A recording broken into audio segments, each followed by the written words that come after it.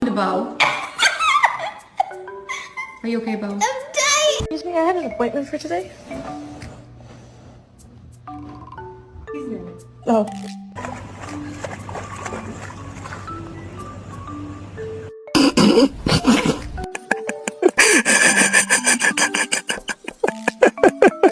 What are you doing?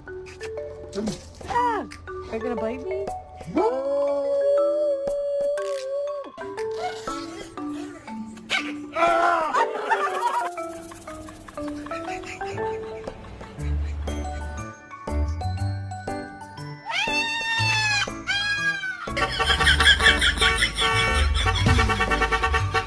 Cause tonight will be the night that I will fall for you. Living, come here.